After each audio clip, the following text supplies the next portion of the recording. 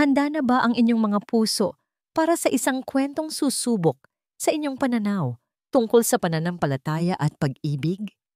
May mga pagkakataong ang pinakamalaking himala ay hindi nagmumula sa ingay ng karangyaan, kundi sa katahimikan ng isang pusong marunong manalangin. Sabi nila, kayang bilhin ng salapi ang lahat. Ngunit paano kung ang pinakamahalaga sa iyong buhay, ang kalusugan ng iyong anak, ay hindi kayang tumbasan ng kahit anong yaman? Halina't pakinggan natin ang kwento ng pamilya Alcantara at tuklasin kung saan nagmumula ang tunay na milagro.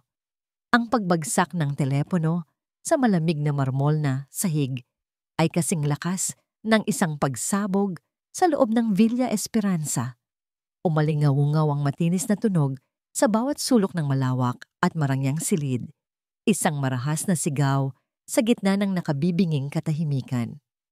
Para kay Don Mariano Alcantara, ang tunog na yon ang huling yugto ng pag-asa na tuluyang nagkalamat at nagkapira-piraso.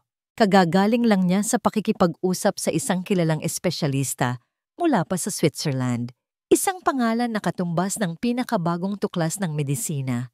Ngunit ang mga salita ng doktor ay pamilyar na, malamig, walang emosyon, at pinal. "I'm sorry, Mr. Alcantara. We have exhausted all options. There is nothing more that science can do." Walang magagawa ang siyensya. Ang mga salitang iyon ay parang mga pako na paulit-ulit ibinabaon sa puso ni Don Mariano. Siya na nagtayo ng isang imperyo mula sa wala. Siya na kayang magpabagsak ng mga karibal na korporasyon sa isang tawag lamang. Siya na buong buhay ay naniniwalang lahat ng bagay sa mundo ay may solusyon, basta't may katumbas na presyo. Ngunit ngayon, heto siya, isang talunang hari, sa harap ng isang kalabang hindi niya kayang bilhin o pasunurin. Dinampot niya ang basag na telepono. Ang screen nito ay mistulang sapot ng gagamba, isang perpektong larawan ng kanyang nadudurog na kaluluwa. Walang emosyon niya itong itinapon sa basurahan na para bang ito'y isang walang halagang bagay. Ang Villa Esperanza, Bietuhivang, kay laking kabalintunaan dahil walang kahit katiting na pag-asa ang natitira sa loob ng mga pader nito. Ang bawat mamahaling muebles, bawat kumikinang na chandelier, bawat obrang sining na nakasabit sa dingding ay mga palamuti lamang sa isang marangyang libingan. Ang hangin sa loob ay mabigat, siksik sa amoy ng gamot, antiseptiko, at lalong-lalo na ng kalungkutan. Dumaan siya sa pribadong kapilya ng mansyon. Sa loob, sa isang antigong upuang gawa sa Nara, nakaupo ang kanyang asawa, si Senyora Celeste. Nakatitig ito sa estatwa ng Birheng Maria, ngunit ang mga mata nito ay blangko, walang luha, walang buhay. Dati, ang tawa ni Celeste ang musika ng tahanang ito. Ngayon, isa na lamang siyang anino ng dating sarili. Ang kanyang pananampalataya ay tila na agnas kasabay ng pagkaubos ng kanilang pag-asa. Hindi na sila nag-uusap, ang katahimikan na ang naging wika ng kanilang pagsasama. Nagpatuloy si Don Mariano sa paglalakad, bawat hakbang ay mabigat, patungo sa silid sa dulo ng pasilyo. Ang silid ng kanilang bugtong na anak, ang silid ni Lirio. Bago pa man niya pihitin ang seradura, narinig na niya ang mahina at ritmikong tunog ng mga makina, ang artipisyal na pintig ng puso na siyang nagpapanatili sa apoy ng buhay na anumang oras ay maaaring pumanaw. Dahan-dahan niyang binuksan ang pinto. Ang eksena sa loob ay hindi nagbago. Pareho ng kahapon, ng nakaraang buwan, ng mga nagdaang taon. Ang kanyang Lirio na dati isang masiglang bata na walang tigil sa pagtakbo at paglalaro sa kanilang hardin, ay nakahiga sa isang modernong hospital bed. Payat ang katawan, maputla ang balat, at ang mga binti nito'y walang kagalaw-galaw. Isang buhay na paalala ng isang madilim na hapong pilit niyang iwinawaksi sa kanyang alaala. "Sir!" Pati ng naka-uniformeng private nurse. Isang tipid na tango lang ang isinagot ni Don Mariano ang mga matay nakapako sa mukha ng natutulog na anak. Maya-maya, may marahang kumatok sa pinto. Pumasok ang kanilang mayordoma, si Aling Puring. Kasunod nito ang isang babaeng payat, mukhang pagod sa mahabang biyahe at may daladalang isang maliit at lumanang bayong. Simple lamang ang kanyang bestida, ang buhok ay nakapusod lang at ang kanyang mga mata. Sa kabila ng pagod, ang mga mata nito'y may angking kapayapaan na matagal nang hindi nasisilayan sa Villa Esperanza. Don Mariano, narito na po si Amihan Reyes, ang bagong tagapag-alaga para kay Lirio, magalang na sabi ni Aling Puring. Sinuri ni Don Mariano ang babae mula ulo hanggang paa na may pag-aalinlangan.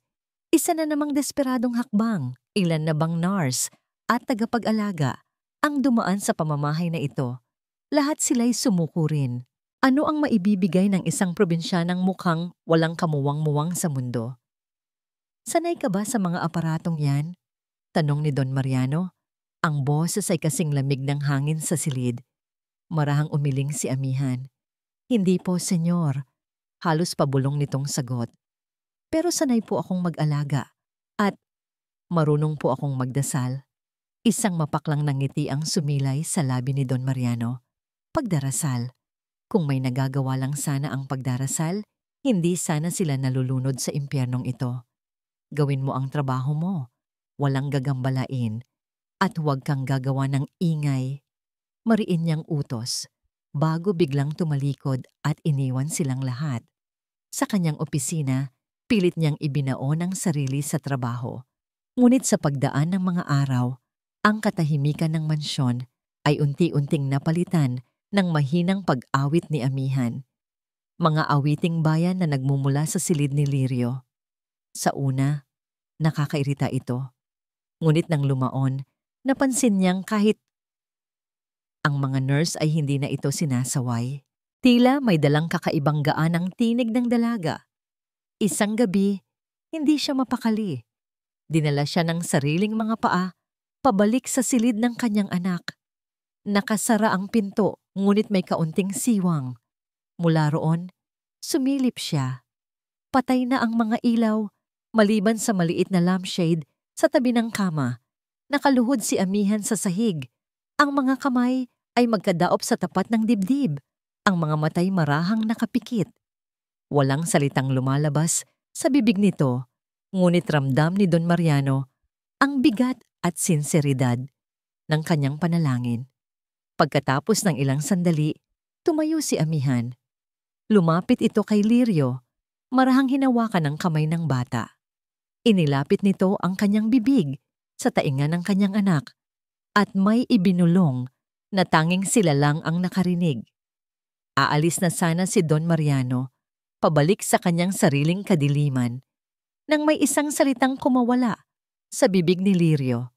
Isang boses na hindi niya narinig sa loob ng maraming buwan. Mahina, halos isang buntong hininga, ngunit sapat na para tumago sa puso ni Don Mariano. Mainit. Natigilan si Don Mariano. Tila huminto ang kanyang paghinga. Ang isang salitang yon, gaano man kahina, ay umalingaw-ngaw sa kanyang pandinig na parang kulog. Kumabog ng malakas ang kanyang dibdib. Isang pintig na halos nakalimutan na niya. Imahinasyon lang ba niya iyon? Isang salitang walang kahulugan na namutawi sa bibig ng isang batang may sakit? Ngunit hindi. May laman iyon, may pakiramdam. Isang sagot. Mula sa siwang ng pinto, muli niyang sinulyapan ang nasa loob. Nakita niyang marahang ngumiti si Amihan, isang ngiti na puno ng pagmamahal at pag-unawa, na para bang ang narinig niya ay ang pinakanatural na bagay sa mundo. Dahan-dahan nitong kinumutan si Lirio at umupo sa isang silya sa tabi ng kama, patuloy na binabantayan ang bata sa mahimbing nitong pagkakatulog. Dahan-dahang umatras si Don Mariano mula sa pinto, ang kanyang isip ay gulong-gulo. Naglakad siyang pabalik sa kanyang opisina na parang wala sa sarili. Ang dating pamilyar na pasilyo ay tila naging banyaga. Ang mga mamahaling painting sa dingding ay tila mga estranghero. Umupo siya sa kanyang silyang gawa sa balat, Ngunit hindi siya mapakali. Ang dating simbolo ng kanyang kapangyarihan ay tila hindi na kayang suportahan ang bigat ng kanyang nararamdaman. Mainit ang salitang iyon. Isang pakiramdam, isang sensasyon, isang bagay na sinabi ng mga doktor na imposible nang maramdaman pa ng kanyang anak. Ano ang ibinulong ng babaeng iyon? Anong hiwaga ang daladala ng simpleng probinsyanang ito?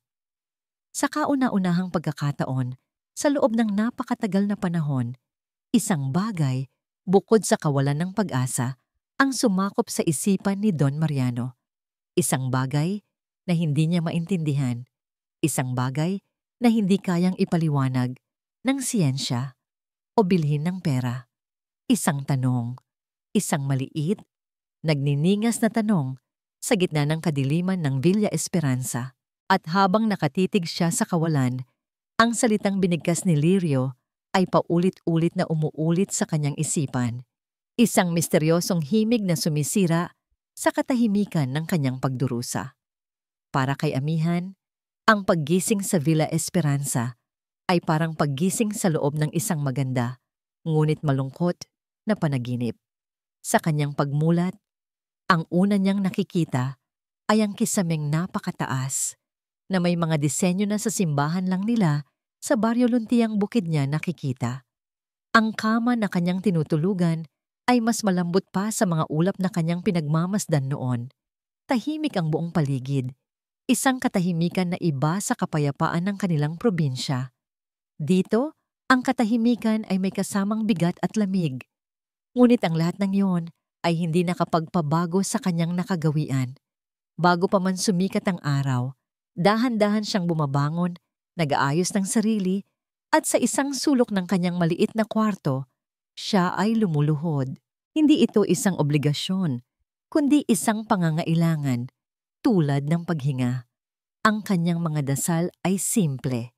Pasasalamat para sa isang bagong araw, paggabay para sa kanyang mga gawain, at isang espesyal na hiling para sa batang anghel na natutulog sa kabilang pasilyo. Ang pag-aalaga kay Lirio ay naging sentro ng kanyang mundo sa loob ng mansyon. Higit pa sa paglilinis ng silid at pagtitiyak na ang mga makina ay gumagana ng maayos, itinuring niya si Lirio hindi bilang isang pasyente, kundi bilang isang kaibigan. Magandang umaga, Lirio. Bati niya tuwing umaga na may ngiti. Kahit pa ang mga mata lamang ng bata ang sumasagot sa kanya. Alam mo ba, sa amin sa baryo, kapag ganito kaganda ang sikat ng araw, naglalaro kami ng habulan sa ilog. Ang saya-saya. Habang pinupunasan niya ang mga braso at binti ng bata, kinakausap niya ito. Kinukwentuhan niya ito tungkol sa kanyang mga kapatid, sa kanilang asong si Bantay, at sa puno ng mangga sa kanilang bakuran kung saan sila laging nagpapalipas ng hapon. At kung minsan, kapag ang kalungkutan sa mga mata ni Lirio ay tila mas malalim, siya ay umaawit. Mga awiting bayan na itinuro ng kanyang lola, mga kantang puno ng pag-asa at simpleng kagalakan. Isang hapon, habang abala siya sa pag-awit ng bahay kubo, sa isang masayang tono habang nag-aayos ng mga gamit, biglang bumukas ang pinto. Pumasok si Don Mariano. Ang mukha ay kasing tigas ng dati. Agad na hinto ang kanyang pag-awit. Ang magaan na hangin sa silid ay biglang bumigat. Ano nang ingay niyan? Tanong ni Don Mariano. Ang boses ay matalim. Nasa ospital ka, hindi sa isang perya. Ang trabaho mo ay mag-alaga, hindi mag-concert. Napayuko si Amihan. Pasensya na po, senyor. Mahina niyang sabi. Ang kailangan ng anak ko ay katahimikan at propesyonal na pag-aalaga. Kung hindi mo kayang ibigay iyon, marami ang gustong pumalit sa'yo. Pagbabanta nito. Hindi na nagsalita si Amihan. Hinintay niyang umalis ang amo bago siya muling humarap kay Lirio. Nakita niya ang bakas ng takot sa mga mata ng bata. Ngumiti siya ng pilit. Hayaan mo na ang papa mo, bulong niya. Mabait yon, malungkot lang. Pero sa susunod, hihinaan ko na lang ang kanta ko para sa ting dalawa lang. Hindi niya itinigil ang pagkanta. Mas hininaan niya lamang ito na para bang isang sikretong ibinabahagi niya lamang kay Lirio. Hindi siya natinag sa kasungitan ni Don Mariano dahil sa puso niya, alam niyang ang kaluluwa ni Lirio ay nangangailangan din ng musika at kalinga, hindi lang gamot. Kinabukasan habang papalubog na ang araw, may dala siyang ilang dahon ng herbabuena na itinanim niya sa isang paso sa kanyang bintana. Maingat niyang piniga ang mga ito sa kanyang palad hanggang sa lumabas ang katas at ang mabangong amoy nito. Dahan-dahan niyang sinimulang imasahe ang mga binti ni Lirio. Sabi po ng lola ko, nakakatulong ito na pakalmahin ang mga naninigas na kalamnan. Paliwanag niya sa bata na para bang naiintindihan siya nito. Ang bango, di ba?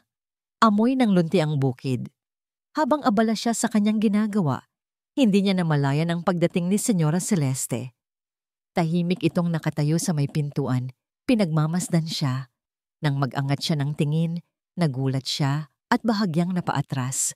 Inakala niyang mapapagalitan na naman siya. Ngunit sa halip na magalit, dahan-dahang lumapit si Senyora Celeste.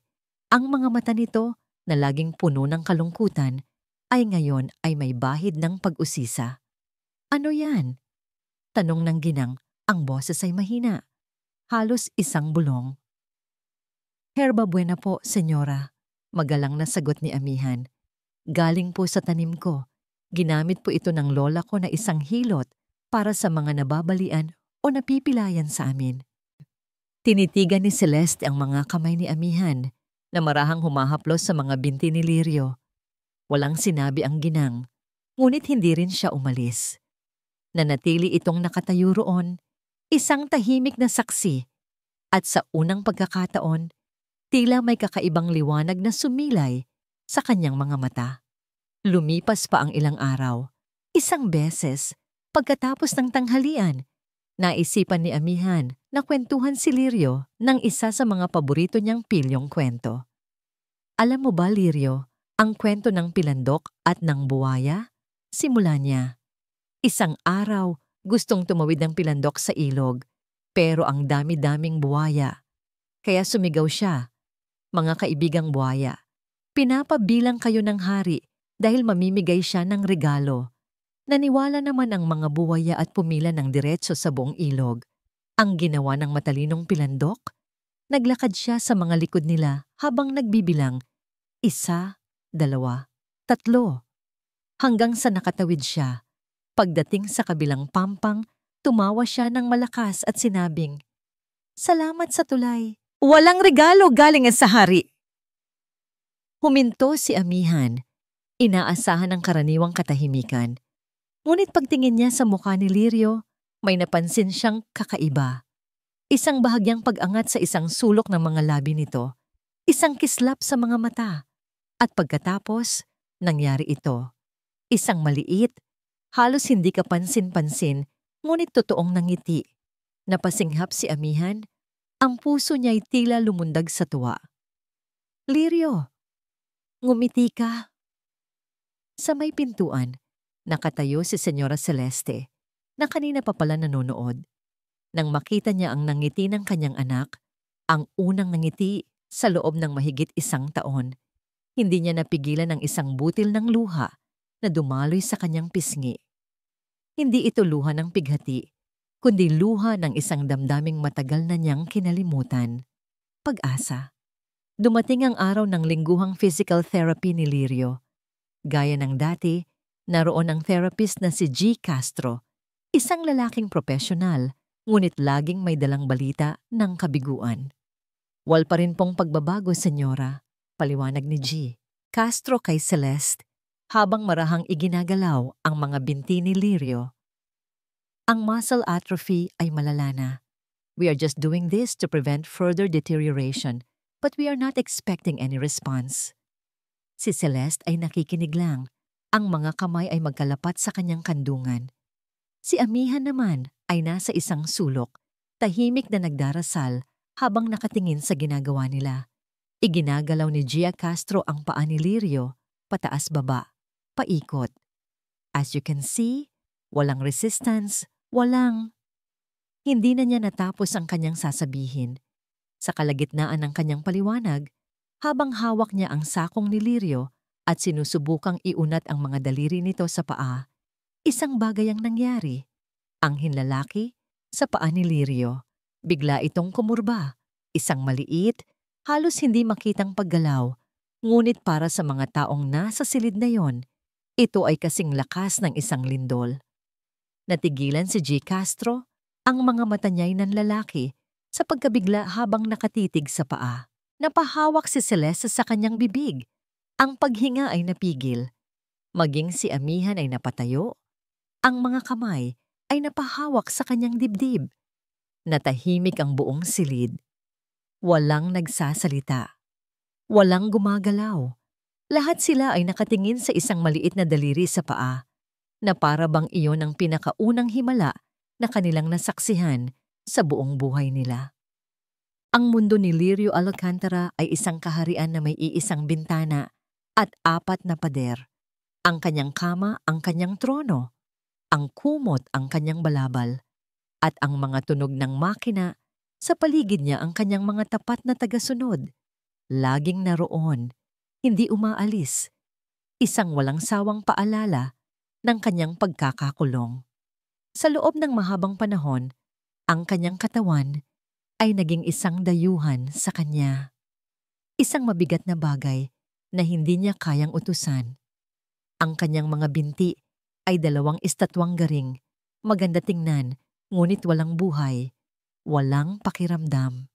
Minsan, sinusubukan niyang isipin ang pakiramdam ng pagtakbo, ang pagdampi ng damo sa kanyang mga paa, ang init ng buhangin sa dalampasigan. Ngunit ang mga alaala ay unti-unti nang nanlalabo, napapalitan ng isang permanenteng pakiramdam ng pamamanhid. Kaya nang mangyari iyon, nung hapong iyon, hindi siya makapaniwala. Naramdaman niya, hindi ito malinaw, hindi ito malakas. Ito ay parang isang napakalayong kidlat sa loob ng isang madilim na ulap, isang kislap, isang kuryenteng gumapang mula sa kung saang limot na sulok ng kanyang pagkatao. Bumaybay sa kanyang hita, dumaan sa kanyang tuhod, at sumabog na parang isang maliit na bituin sa dulo ng kanyang hinlalaki. Nanginig ang kanyang hinlalaki, at sa isang sandaling iyon, ang buong mundo niya ay nayanig. Nakita niya ang reaksyon sa mga mukha ng mga nakapaligid sa kanya, ang paglaki ng mga mata ni Ginoong Castro, ang therapist. Ang pagtakip ng kanyang Mama Celeste sa bibig nito, ang mga matay puno ng luhang hindi makawala. Ang pagtayo ni Ate Ami, ang mga kamay nito'y nasa tapat ng dibdib na para bang nasaksihan nito ang isang sagradong pangitain.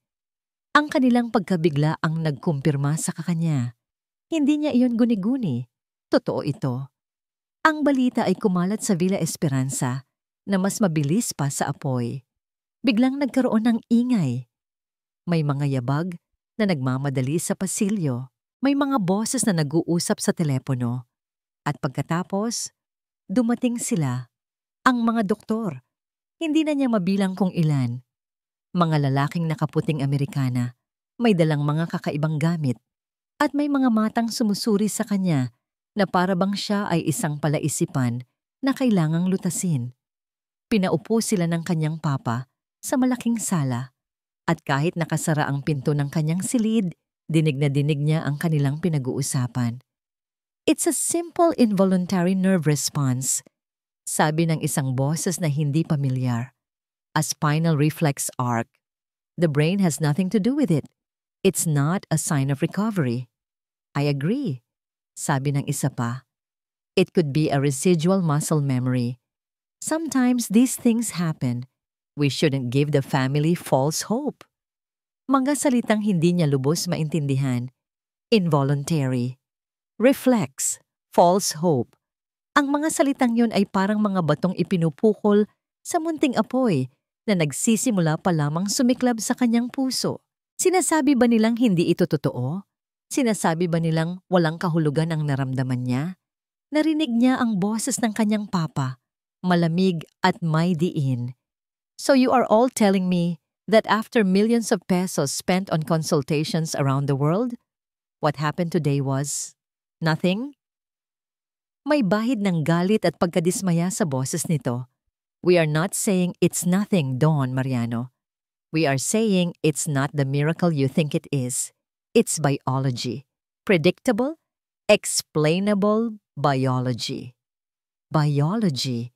Ang salitang yon ang pumatay sa usapan. Maya-maya, narinig na niya ang mga yabag papalayo. Ang mga doktor ay umalis na. Dala ang kanilang mga paliwanag na kasing lamig ng kanilang mga stethoscope. Naiwan si Lirio sa katahimikan. Ang puso niya'y puno ng pagkalito.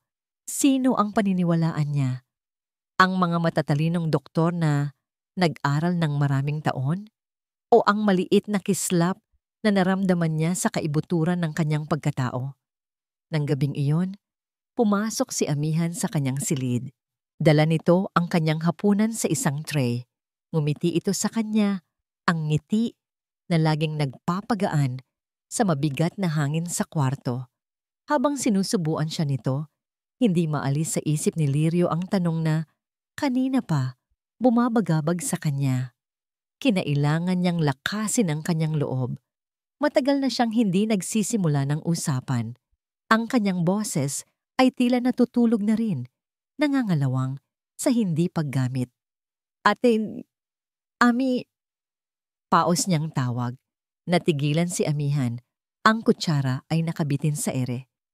Bakit, Lirio? May kailangan ka ba? Huminga siya ng malalim. Yung kanina? Hirap niyang sabi. Sa paa ko. Dasal mo ba iyon? Hindi agad sumagot si Amihan. Dahan-dahan nitong ibinaba ang kutsara. Tinitigan siya nito sa mata at sa mga mata ni Amihan, walang bakas ng pag-aalinlangan. Dasal nating lahat, Lirio. Mahina nitong sagot. Ng mama mo, ng mga nag-aalaga sa'yo, at lalong-lalo na, dasal mo sa puso mo. Narinig lang niya. Hindi niya alam kung bakit, ngunit ang mga salitang iyon ay nagdulot sa kanya ng isang kapayapaan na hindi maibigay ng lahat ng paliwanag ng mga doktor. Sa sandaling iyon, pinili niyang maniwala. Pinili niyang maniwala kay Ate Ami.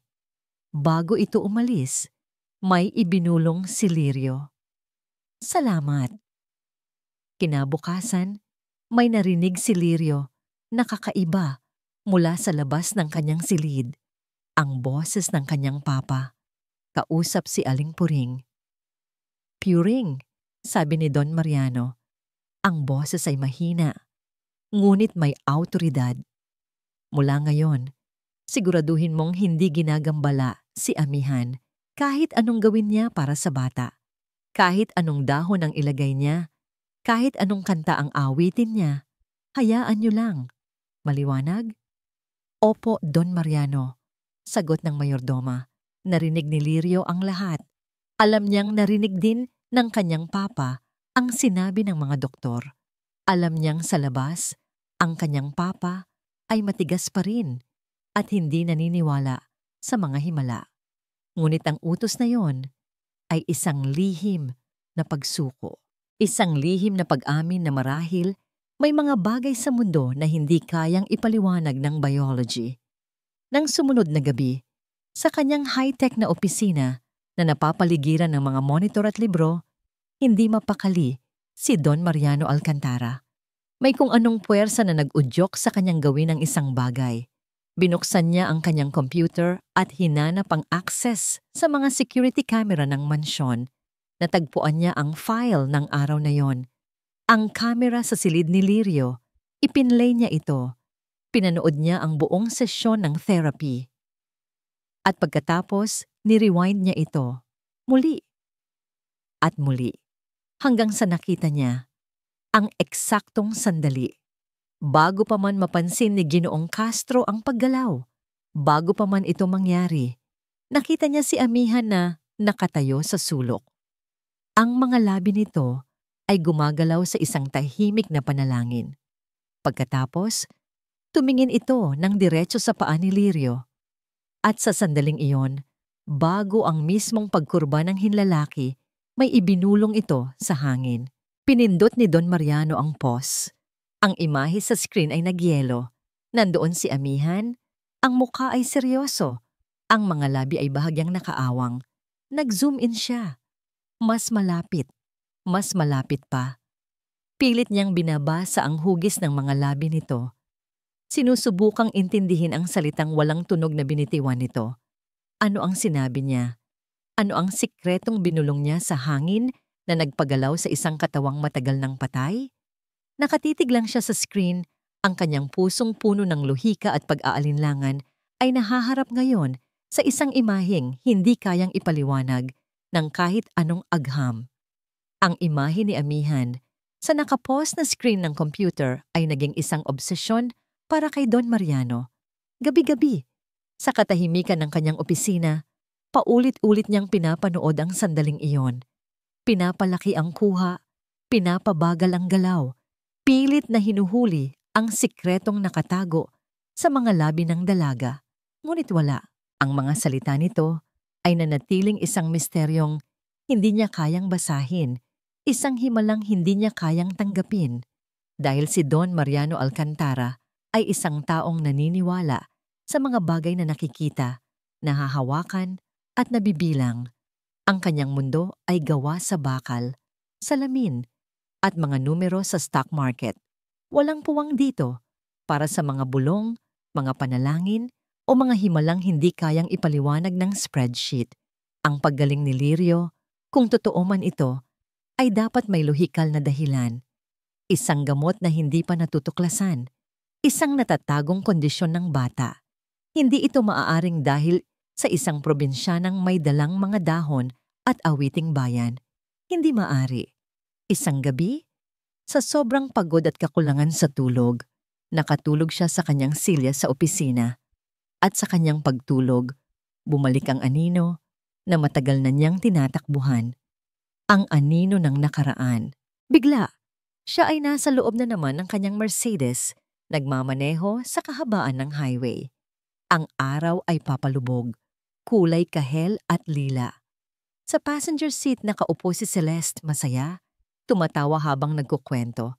At sa likod, sa kanyang car seat, nakaupo ang 5 taong gulang na si Lirio. Kumakanta ng paborito nitong pambatang kanta.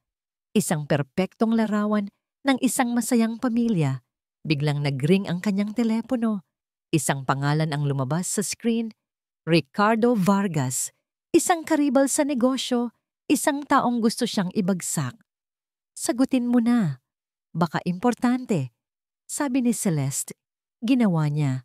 At iyon ang pagkakamaling habambuhay niyang pagsisisihan. Vargas. Sagot niya. Ang boses ay agad naging matigas. Alcantara. Ganti ng boses sa kabilang linya. Puno ng paghamak. Narinig ko ang balita. Natalo ka sa bidding. Akala ko ba magaling ka? Ang dugo ay umakyat sa ulo ni Don Mariano. Huwag kang mag-alala sa akin, Vargas. Pulutin mo na lang ang mga natitirang piraso ng kumpanya mo. Mag-ingat ka sa mga salita mo, Mariano.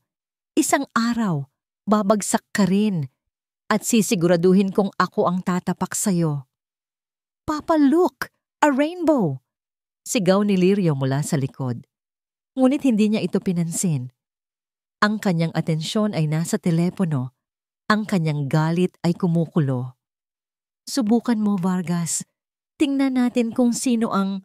Huli na nang makita niya ang 10-wheeler truck na biglang lumiko sa kanilang linya. Ikinabig niya ang manibela. Ngunit ang lahat ay nangyari ng napakabilis. Ang tunog ng nagkikiskisang bakal. Ang pagbasag ng salamin na parang 1,000 bituin na sumabog. Ang malakas na pag-uga at ang huling bagay na kanyang narinig bago magdilim ang lahat ay ang mahinang iyak ni Lirio. Nagising si Don Mariano na humihingal, ang dibdib ay sumisikip. Pawis na pawis siya at nanginginig. Ang katahimikan ng kanyang opisina ay parang isang insulto sa kaguluhan ng kanyang isipan. Ang multo ng nakaraan, hindi. Ang kasalanan niya ay bumalik na naman. Hindi iyon isang simpleng aksidente. Ito ay kasalanan niya. Kung hindi niya lang sana sinagot ang tawag na yon. Kung hindi lang sana siya nagpadala sa galit. Ang kanyang kayabangan ang siyang pumilay sa kanyang sariling anak. Ang paghahanap niya ng lunas para kay Lirio ay hindi lang dahil sa pagmamahal ng isang ama. Ito ay isang desperadong pagtatangka na tubusin ang kanyang sarili. Isang paraan upang mabura ang kasalanan gabi-gabi siyang ginigising. Kaya hindi niya matanggap na ang ay darating sa paraang hindi niya kontrolado. Kinabukasan, may determinasyon sa kanyang mga mata, kinuha niya ang telepono at tumawag sa isang numero na matagal na niyang hindi tinatawagan. Isang pribadong investigador. Ramos, sabi niya sa kabilang linya, walang paligoy-ligoy. May ipapahanap ako sa'yo. Isang babae. Amihan Reyes, mula sa isang baryo na tinatawag na Luntiang Bukid. Alamin mo ang lahat tungkol sa kanya. Ang pamilya niya, ang mga kaibigan, ang nakaraan niya. Bawat detalye. Gusto kong malaman kung may itinatago ba siya. Kung isa ba siyang manloloko, kung may connection ba siya sa kahit sinong kaaway ko. Intindihin mo, Ramos. Gusto ko ng isang bagay na lohikal. Lumipas ang ilang araw. Habang nag-iimbestiga si Ramos, patuloy na nagkakaroon ng mga maliliit na pagbabago kay Lirio. Mas madalas na itong ngumingiti. Sinusubukan na nitong magsalita ng mas madalas. At isang hapon, nasaksihan ni Don Mariano ang isang bagay na muling yumanig sa kanyang mundo. Nakatayo siya sa balkonahe ng kanyang opisina na tanaw ang malawak na hardin. Nandoon sa baba si Celeste at sa tabi niya, si Amihan. Sa pagitan nilang dalawa, nakaupo sa wheelchair si Lirio. Nakita niyang may sinabi si Amihan kay Lirio, isang bagay na nagpangiti sa bata.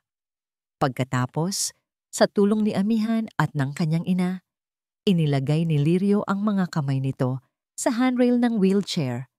Dahan-dahan, nanginginig. Kaya mo yan, anak, dinig niyang sabi ni Celeste. Ang boses ay puno ng pag-asa. Hawak kita, Lirio. Hindi kita bibitawan, sabi naman ni Amihan. At pagkatapos, nangyari ito. Gamit ang buong lakas ng kanyang mga braso, itinulak ni Lirio ang kanyang sarili pataas. Ang kanyang mga binti, na dati parang 2 latang walang laman, ay dahan-dahang umunat. Nanginginig ang mga ito, hindi matatag. Ngunit, nakatayo sila sa lupa. Nakatayo si Lirio, sa loob lamang ng 3-4 na segundo. Pagkatapos ay bumagsak itong muli sa upuan, pagod ngunit may ngiti ng tagumpay sa kanyang mga labi. Napanood ni Don Mariano ang lahat. Ang kanyang puso ay naghahalo-halo. May tuwa. Ang kanyang anak, nakatayo. Ngunit meron ding takot. Isang takot na nagmumula sa katotohanang wala siyang kinalaman dito. Hindi ito gawa ng kanyang pera, ng kanyang mga doktor, o ng kanyang kapangyarihan. Ito ay gawa ng babaeng iyon. Isang himalang nangyayari sa harap ng kanyang mga mata. Ngunit hindi niya ito kontrolado. Biglang nag-ring ang kanyang telepono. Si Ramos. May nakuha ka na ba? Agad niyang tanong. Ang boses ay hindi mapakali. Opo, Sir Mariano, sabi ng investigador. Malinis na malinis po ang record ni Amihan Reyes. Walang kahit anong criminal record. Walang masamang bisyo. Kilala siyang mabait at relihiyoso sa kanilang lugar. Napasimangot si Don Mariano. Wala bang iba? Imposible. Nagkaroon ng sandaling katahimikan sa kabilang linya. Sir, wala po talaga. Maliban sa isang bagay. Ano yon? Ang lola po niya, si Apong Sela, na pumanaw na. Sikat na sikat po pala siya sa kanilang probinsya, hindi lang sa baryo nila, kundi sa mga karatig bayan din. Anong ikinasikat niya? Tanong ni Don Mariano, naiinip. Isa po siyang hilot, sir, sagot ni Ramos. Pero hindi lang ordinaryong hilot. Sabi ng mga nakausap ko, isa raw siyang magaling na manggagamot. May mga sakit daw na hindi kayang pagalingin ng doktor sa bayan, pero napapagaling niya. Natigilan si Don Mariano, hawak-hawak ang telepono. Hilot. Manggagamot. Ang mga salitang iyon ay umalingaw-ngaw sa kanyang isipan. Hindi ito siyensya. Hindi rin ito pananampalataya na itinuturo sa simbahan. Ito ay isang bagay na mas luma, mas misteryoso. Ibinaba niya ang telepono. Tumingin siyang muli sa hardin kung saan nagtatawanan na ngayon sina Celeste, Amihan, at Lirio. Ang kanyang paghahanap ng lohikal na paliwanag ay nagdala lamang sa kanya sa isang mas malalim na palaisipan. Ang babaeng yon ay hindi manloloko, ngunit hindi rin siya isang ordinaryong katulong. Ano ba talaga siya? Isang anghel na may dalang pananampalataya? O isang manggagamot na may dalang kakaibang kaalaman na hindi pa natutuklasan? Para kay Amihan, ang Villa Esperanza ay unti-unti nang nagiging isang tahanan. Ang dating malamig at mabigat na mansyon ay nagkakaroon na ng kulay. Sa umaga, ang sinag ng araw na tumatagos sa malalaking bintana ay tila may dala ng ngiti. Madalas na niyang naririnig ang mahinang tawa ni Senyora Celeste, lalo na kapag nagkukulitan sila ni Lirio. Maging si Don Mariano, bagamat nananatiling seryoso at malayo, ay hindi na kasing sungit ng dati. Paminsan-minsan, nahuhuli niya itong nakatitig sa kanila ni Lirio, at sa mga matang yon, nakikita niya ang isang bagay na higit pa sa pagdududa, isang pagtataka. Ang pinakamalaking kaligayahan niya ay ang pagbuti ng kalagayan ni Lirio. Ang dating batang tila halaman na walang buhay ay isa ng usbong na unti-unting bumubuka. Nakakaya na nitong umupo ng mas matagal. Ang mga salita nito ay mas malinaw na. At ang pinakamahalaga, ang pag-asa sa mga mata nito ay nagniningning na muli. Para kay Amihan, lahat ng ito ay simple lang. Biyaya ito ng may kapal. Siya ay isang hamak na instrumento lamang, isang tulay para sa mga panalangin dininig. Wala siyang kamalay-malay na sa labas ng mga pader ng Villa Esperanza, ang munting himalang kanilang pinagsasaluhan ay nagiging isang usap-usapan, isang tsismis na gumagapang sa mararangyang pagtitipon at mga pribadong klinika ng alta sosyedad.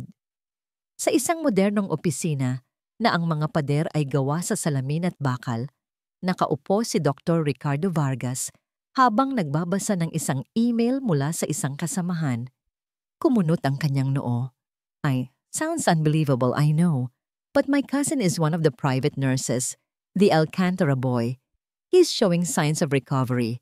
They're attributing it to some new caregiver, a girl from the province.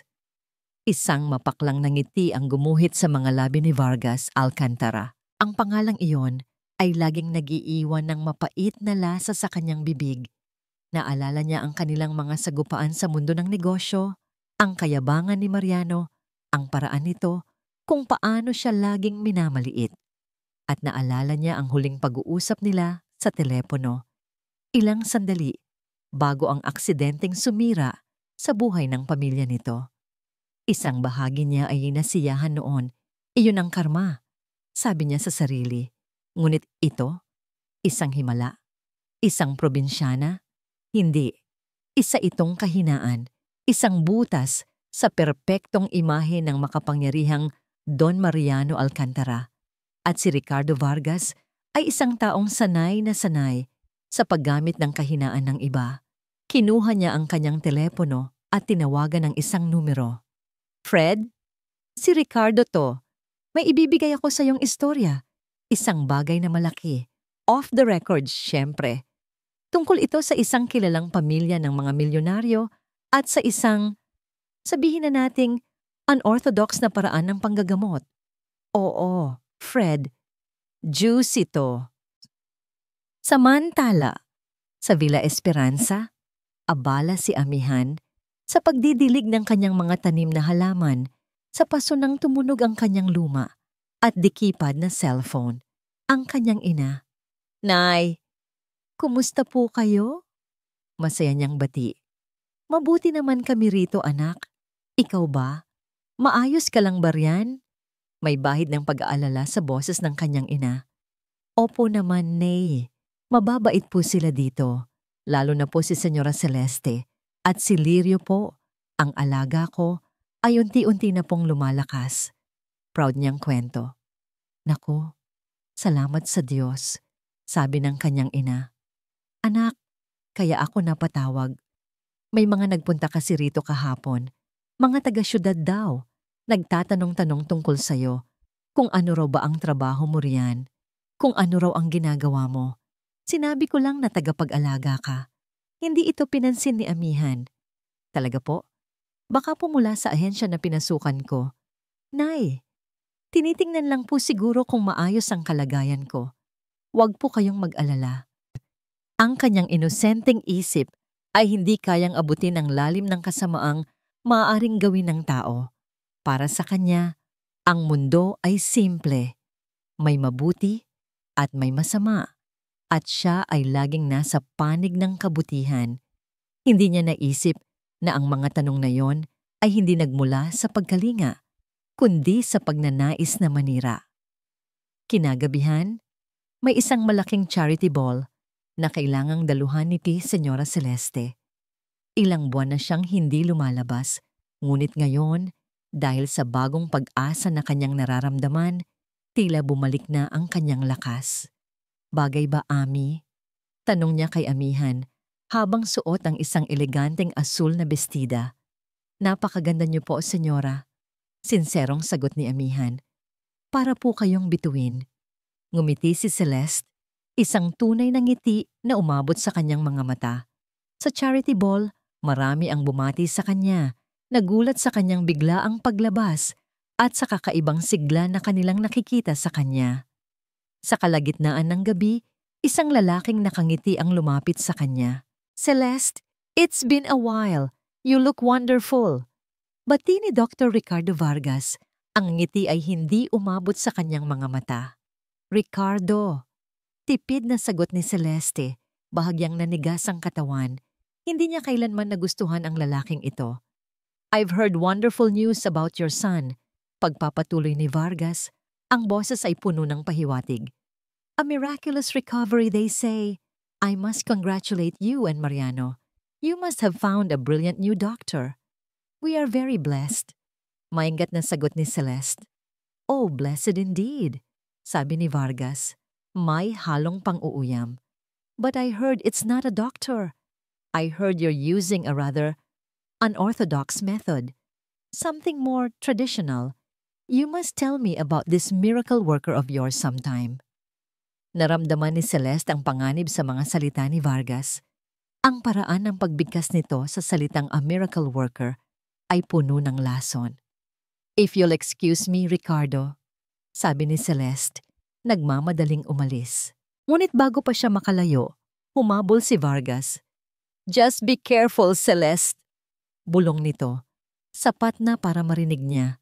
Minsan, ang mga himala ay may katumbas na malaking halaga, lalo na kung malaman ng publiko na ito'y isang malaking panloloko. Iniwan ni Vargas si Celeste na nanlalamig at kinakabahan. Ang saya na kanyang naramdaman kanina ay napalitan ng takot. Nang gabing iyon, sa kusina ng mga katulong sa Villa Esperanza, habang nagkakape si amihan, kasama ang isa sa mga mas batang kasambahay na si Liza, biglang napasinghap ang huli habang nakatingin sa kanyang cellphone. Hala, Ate Ami, sabi ni Liza. Ang mukha ay namumutla. Tingnan mo to. Ipinakita ni Liza ang screen ng kanyang telepono kay amihan. Isang article mula sa isang hindi kilalang website. At sa itaas, isang malaking titulo na nakasulat sa pula, na para bang dugong dumadaloy sa screen, ang angka ng Alcantara at ang pekeng manggagamot, milagro o isang mapanlinlang na palabas. Nakatitig si amihan sa mga salita, ngunit ang kanyang isip ay hindi ito kayang iproseso. Pekeng manggagamot? Mapanlinlang na palabas? Paulit-ulit niyang binasa ang titulo, umaasang magbabago ito. Ngunit naroon pa rin, nakatitig pabalik sa kanya. Isang akusasyon, isang hatol, isang kamandag na ngayon pa lang nagsisimulang kumalat. Ang umaga ay dumating hindi dala ang sikat ng araw, kundi ang dagundong ng isang paparating na bagyo. Ngunit ang bagyong ito ay hindi gawa sa hangin at ulan. Ito ay gawa sa mga salita, mga akusasyon, at mga kumikinang na lente ng kamera. Nagising si Don Mariano sa walang tigil na pagring ng kanyang mga telepono, ang kanyang personal na linya, ang linya para sa opisina, maging ang telepono ni Celeste. Ang kanyang PR team ay nagpapanik. Ang board of directors ay nagtatawag ng emergency meeting. Ang pangalang Alcantara, na dati simbolo ng kapangyarihan at respeto, ay biglang naging sentro ng isang maruming iskandalo. Mula sa bintana ng kanyang opisina, tanaw niya ang mga gate ng Villa Esperanza. Sa labas, nagkukumpulan na ang mga media van, parang mga buwitreng nag-aabang sa isang mamamatay na hayop. Ang mga reporter, may dalang mga kamera at mikropono, ay handang dumamba sa sino mang lalabas.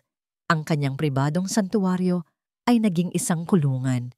Binuksan niya ang kanyang laptop. Ang artikulong nakita ni Amihan kagabi ay kumalat na sa buong internet. At ngayon, may mga litrato na. Isang litrato ni Amihan na kuha sa baryo nila, mukhang inosente at probinsyana. At sa tabi nito, isang litrato ng mansyon nila. Ang contrast ay malinaw. Ang mahirap at ang mayaman. Ang manloloko at ang naloko. Himalao panloloko? Ang misteryosong faith healer sa loob ng mansyon ng mga Alcantara. Salapi at desperasyon, ang kwento sa likod ng pekeng milagro. Ang bawat titulo ay parang sampal sa kanyang mukha. Kahihiyan. Ito ang kanyang naramdaman. Isang matinding kahihiyan. Ang kanyang personal na trahedya, ang kahinaan ng kanyang pamilya, ay nakaladkad ngayon sa publiko para pagpiestahan. At lahat ng ito ay dahil sa isang babae. Biglang may tumawag sa atensyon niya sa sala. Nakabukas ang telebisyon at sa screen, sa isang sikat na morning show, nakaupo ang taong pinakakinamumuhian niya sa lahat. Si Dr. Ricardo Vargas. Naka-Amerikana ito, mukhang kagalang-galang at kapita-pitagan. Ang nangiti nito ay puno ng pekeng pag-aalala. Dr. Vargas, bilang isang respetadong neurosurgeon, ano po ang masasabi ninyo sa isyong ito? Tanong ng host. Huminga ng malalim si Vargas. Bilang isang doktor at bilang isang kaibigan ng pamilya Alcantara, labis akong nababahala. Panimula niya, ang bawat salita ay maingat na pinili. Naiintindihan ko ang kanilang desperasyon, ngunit ang paggamit ng mga hindi siyentipikong pamamaraan ay mapanganib. What we are possibly seeing here is a classic case of the placebo effect, combined with psychosomatic suggestion. Pinapaniwala ang pasyente na gagaling siya, kaya nagkakaroon ng panandaliang pagbuti. But it's not a real cure. Nagpatuloy siya, gumagamit ng mga salitang medikal na hindi maiintindihan ng karaniwang manonood. At ang mas nakakatakot, balita ko'y gumagamit daw ng mga herbal concoctions na hindi aprobado. Ano ang epekto nito sa bata? We don't know. Kaya nananawagan ako sa Department of Health na imbestigahan ang faith healer na ito para sa kapakanan ng publiko. Hindi ito himala. Ito ay irresponsable at mapanganib. Napatay ni Don Mariano ang telebisyon. Nagngangalit ang kanyang mga bagang. Vargas, ginamit pa nito ang pagkakaibigan nila bilang sandata. Ang tusong demonyo. Matagumpay nitong ginawang isang isyu ng kalusugan ng publiko ang kanilang pribadong problema. Sira na ang kanilang pangalan. Ang Alcantara Corporation, na iningatan niya ng ilang dekada, ay maaaring bumagsak dahil dito. Ilang sandali pa, dumating na ang kanyang mga abogado. Nagtipon sila sa library, si Mariano, ang mga abogado, at si Celeste na namumutla at balisa. Don Mariano, kailangan nating kumilos ng mabilis. Sabi ni Attorney Salcedo, ang kanilang lead counsel. This is a PR nightmare. The stocks are projected to drop significantly when the market opens. Anong gusto niyong gawin ko? Mariing tanong ni Mariano. We need to cut the source of the problem, sabi ng isa pang abogado. We need to distance the family and the company from this woman. Maglalabas tayo ng official statement. Sasabihin natin kami rin ay biktima ng panloloko na tinanggal na natin siya. We need to control the narrative. Hindi! Biglang sigaw ni Celeste na patayo. Hindi niyo naiintindihan. Hindi siya manloloko. Tumingin ang mga abogado kay Don Mariano, naghihintay ng kanyang desisyon. Celeste, umupo ka. Mahinahon, ngunit may diin na, sabi ni Mariano. Pero Mariano, nakita mo. Nakita mo ang pagbabago sa anak natin. Nakatayo siya. Ngumiti siya. Dahil kay amihan yon. Pagmamakaawa ni Celeste, ang mga luha ay nagsisimula ng mamuo sa kanyang mga mata. Huminga ng malalim si Don Mariano. Oo, nakita niya. Isang bahagi ng kanyang puso ang gustong maniwala sa sinasabi ni Celeste. Ngunit ang mas malaking bahagi niya, ang negosyante, ang taong korporasyon, ang hari ng kanyang imperyo, ay nakikita ang panganib, ang kahihiyan, ang pagbagsak. Si Vargas, ang buong mundo ay pinagtatawanan siya. This is not about what we believe, Celeste. This is about survival, sabi niya. Ang boses ay malamig at walang emosyon. Sinira niya ang pangalan natin. Inilagay niya sa panganib ang lahat ng pinaghirapan natin. Ang pinaghirapan natin? O ang pinaghirapan mo? Ganti ni Celeste. Ang boses ay puno ng sakit. Wala na akong pakialam sa kumpanya, sa pera. Ang anak natin ang mahalaga. Si Lirio. At dahil mahalaga sa akin si Lirio, kailangan kong tapusin ang gulo na ito. Sigaw ni Don Mariano. Ang kanyang pasensya ay tuluyan ng naubos. Lumuhod si Celeste sa kanyang harapan, hinawakan ang kanyang mga kamay. Ito ang unang pagkakataon na nakita niyang ganito kasira ang kanyang asawa. Mariano, pakiusap. Huwag mong gawin to. Huwag mong itaboy ang huling pag-asa natin. Siya ang pag-asa natin. Tinitigan ni Don Mariano ang umiiyak niyang asawa. Sa isang iglap, nakita niya ang lahat ng kanilang pinagdaanan. Ngunit nang tumingin siya sa labas ng bintana at nakita ang mga kamera na nakatutok sa kanila, naging bato ang kanyang mukha. Kailangan niyang bawiin ang kontrol. Kailangan niyang patayin ang apoy bago sila tupukin lahat. Bumitaw siya sa pagkakahawak ni Celeste. Tumayo siya ng tuwid. Tumingin siya sa mayordomang si Aling Puring, na tahimik na nakatayo sa isang sulok, nanginginig sa takot. Sa isang boses na kasing lamig ng yelo, nag-utos siya. Palayasin ang babaeng yan. Narinig ni Lirio ang lahat mula sa kanyang silid. Ang sigaw ng kanyang mama, ang malamig at matigas na boses ng kanyang papa, ang mga salitang tumagos sa pinto, sa pader, at dumiretso sa kanyang puso na parang mga punyal. Palayasin ang babaeng yan. Hindi maaari. Hindi si Ate Ami. Sinubukan niyang sumigaw, ngunit walang boses na lumabas. Sinubukan niyang gumalaw, ngunit ang kanyang katawan ay muling naging isang bilangguan. Ang kaunting lakas na kanyang naipon sa mga nakalipas na linggo ay biglang naglaho, ninakaw ng takot at ng papalapit na pagkawala. Ang gabi ay dumating kasabay ng isang malakas na buhos ng ulan.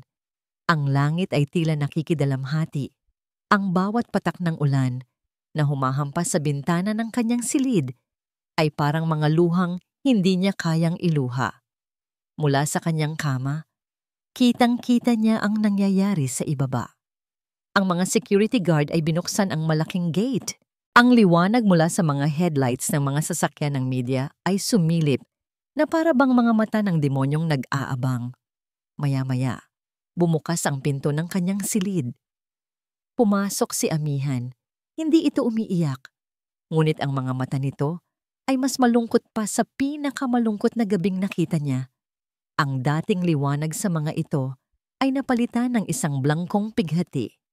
Sa kanyang mga kamay, dala nito ang parehong bayong na dala nito noong una itong dumating. Wala itong ibang dinala.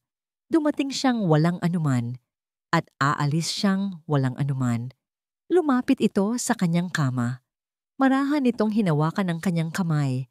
Ang init na laging nagpapagaan ng kanyang pakiramdam ay tila nanlalamig na ngayon. Lirio, mahina nitong sabi. Ang boses ay basag. Aalis na si Ate Ami. Umiling-iling si Lirio. Ang mga luha ay nagsimula nang mamuo sa gilid ng kanyang mga mata. Huwag! Ate, huwag! Pilit niyang sinabi. Ang mga salita ay hirap lumabas. Kailangan, sabi ni Amihan, isang butil ng luha ang pumatak mula sa mata nito at tumama sa kanyang kamay. Pero kahit nasaan man ako, lagi kitang ipagdarasal. Huwag mong kakalimutan yon ha, at huwag kang susuko, magpagaling ka. Pilit nang ngumiti si Amihan, ngunit ito ang pinakamasakit na ngiting nakita ni Lirio. Inayos nito ang kumot niya, isang huling haplos, isang huling paalam. Pagkatapos, tumalikod na ito at naglakad patungo sa pinto. Ate Ami! Sigaw ni Lirio. Sa pagkakataong ito, lumabas ang kanyang boses, puno ng desperasyon. Ate Ami, huwag mo akong iwan. Ngunit hindi na lumingon si Amihan. Marahil ay hindi na nito kaya. Nakita na lang niya itong nawala sa pasilyo, sinundan ng 2 security guard na para bang siya ay isang kriminal. Pinilit niyang bumangon.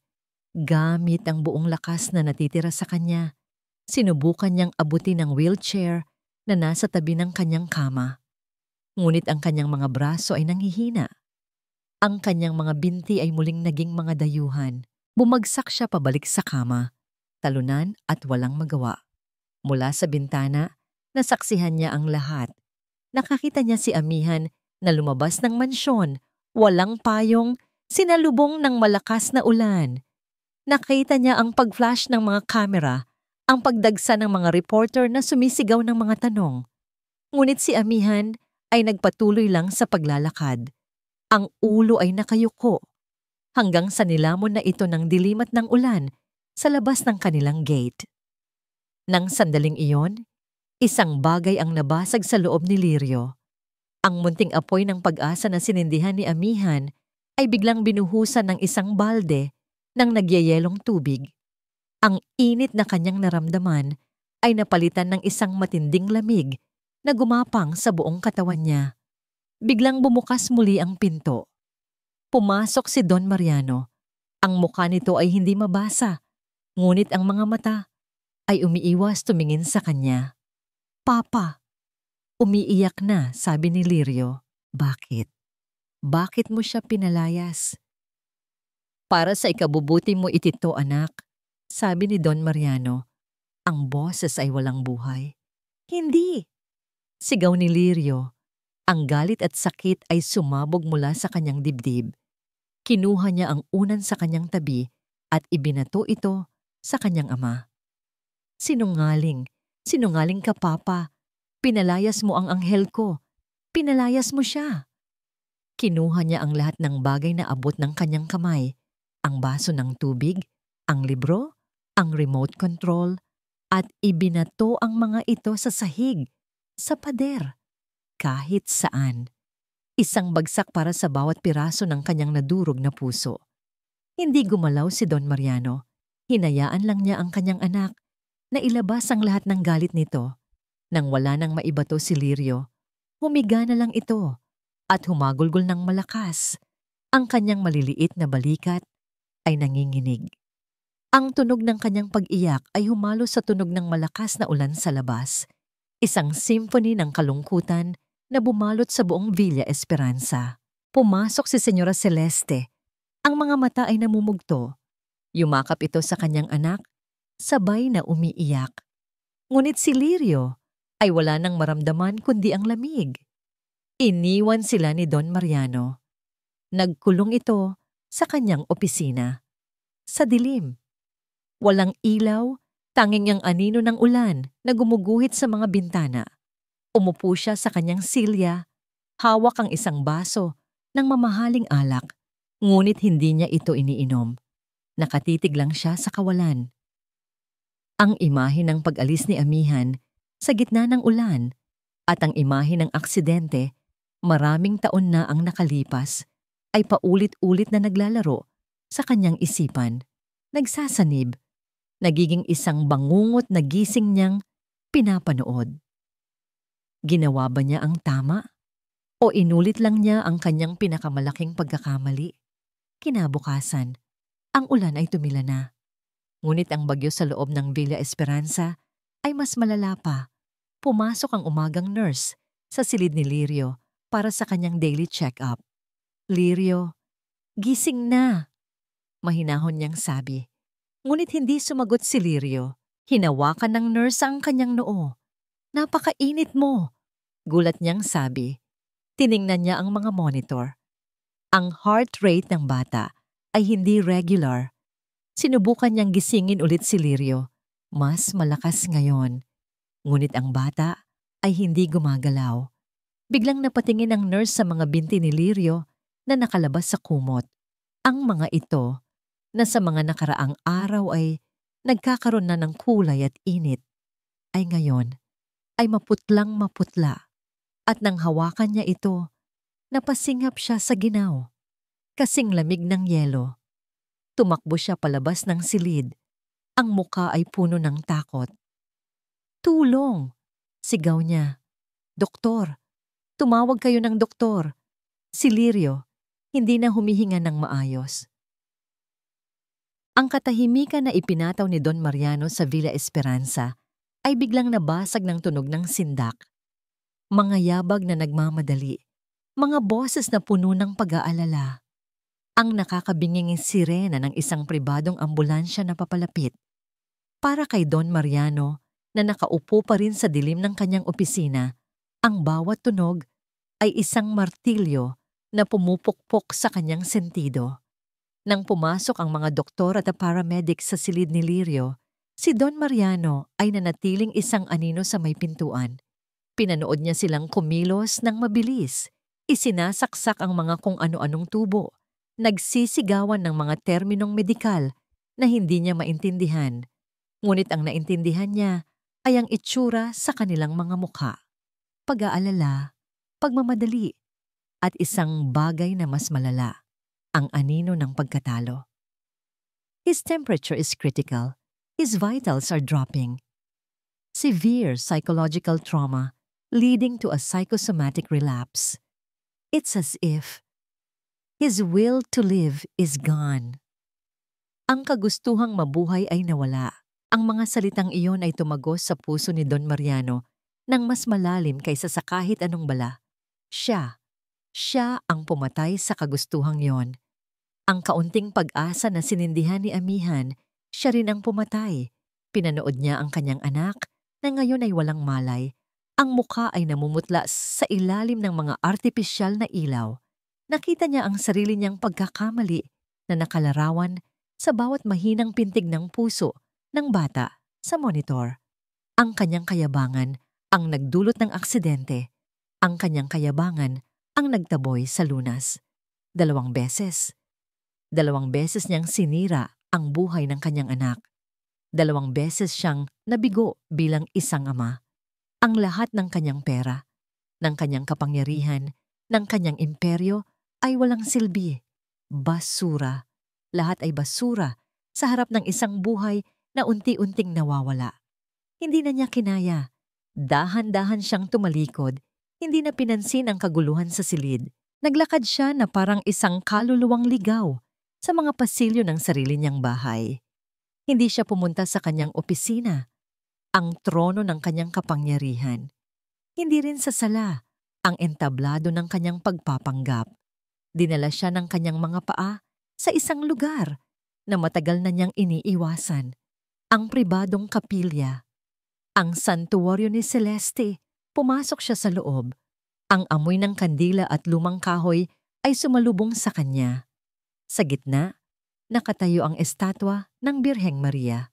Ang mukha ay puno ng habag at sa paanan nito, nakaluhod ang kanyang asawa, si Celeste. Hindi ito umiiyak. Tila naubos na ang kanyang mga luha. Nakatingin lang ito sa kawalan. Isang larawan ng perpektong pagkawasak. Marahan siyang lumapit.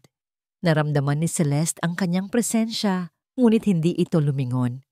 At doon, sa harap ng Diyos na matagal na niyang tinalikuran, At sa babaeng matagal na niyang sinasaktan, gumuho ang pader na itinayo ni Don Mariano Alcantara sa paligid ng kanyang puso. Lumuhod siya sa tabi ni Celeste at sa kauna-unahang pagkakataon mula noong siya'y bata pa, humagulgol siya.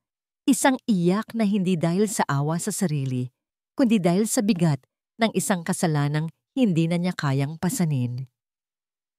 Celeste. Simula niya, ang boses ay basag at puno ng sakit. Patawarin mo ako. Hinawakan niya ang kamay ng kanyang asawa. Malamig ito, walang buhay. Ang aksidente? Hirap niyang sabi. Bawat salita ay parang bubog na lumalabas sa kanyang lalamunan. Hindi iyon simpleng aksidente. Tumingin siya sa mukha ni Celeste. Nakita niya ang pagkalito sa mga mata nito. May kausap ako sa telepono.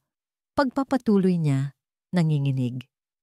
Yung tawag, si Vargas. Si Ricardo Vargas. Nagtatalo kami. Tungkol sa negosyo. Nag-iinitan kami. Nagbabantaan. Ang mga alaala ay bumalik na parang isang rumaragasang baha. Sumigaw si Lirio. May sinabi siya tungkol sa isang bahaghari. Pero hindi ko siya pinansin, Celeste.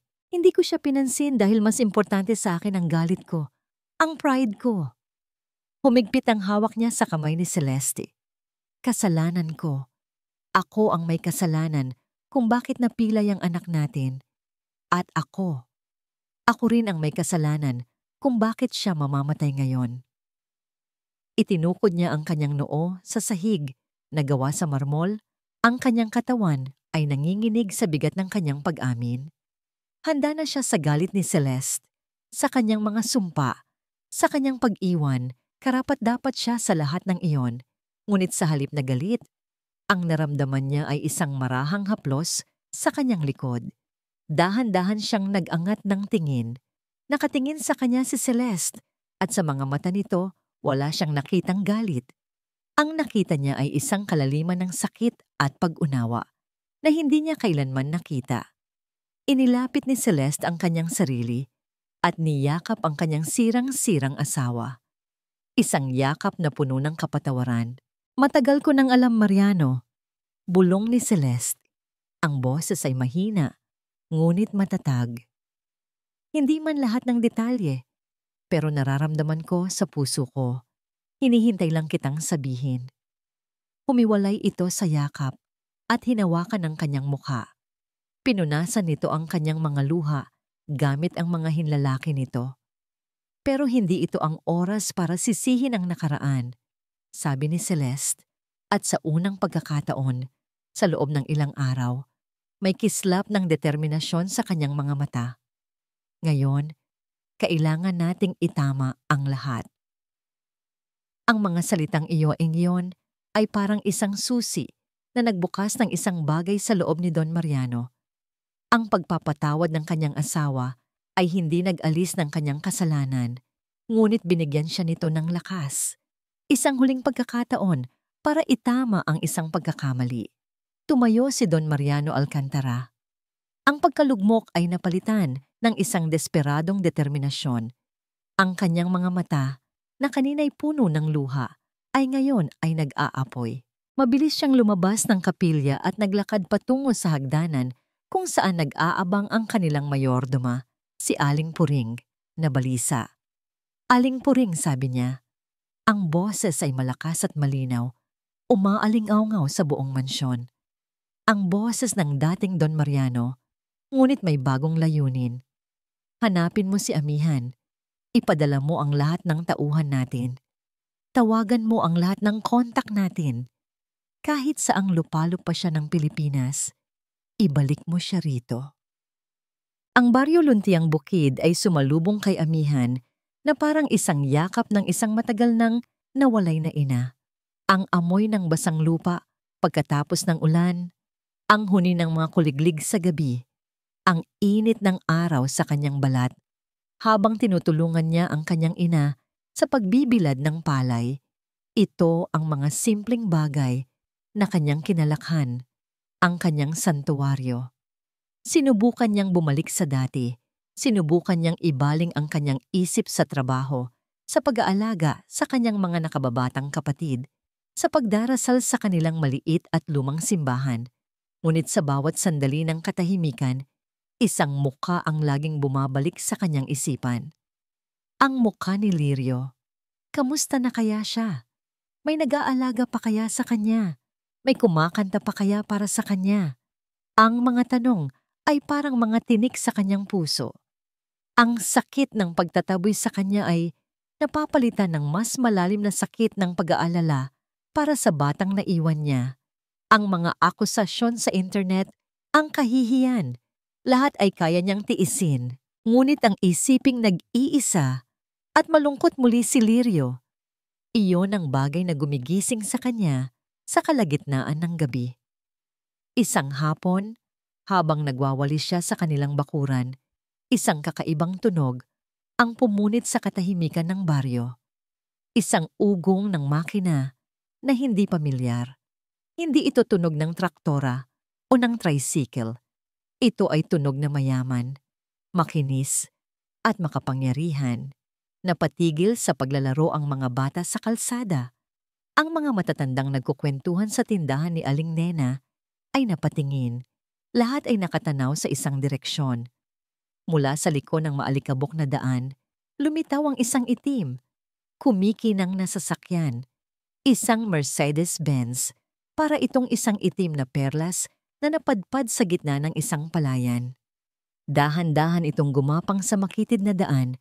Ang alikabok ay tila gumagalang sa pagdaan nito.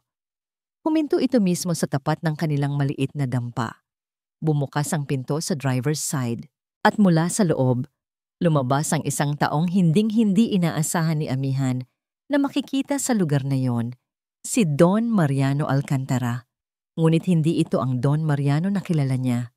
Ang damit nito ay gusot at may bahid ng putik sa laylayan ng pantalon. Ang buhok ay magulo, ang mukha ay pagod, at sa ilalim ng mga mata nito ay may malalalim na itim na bilog.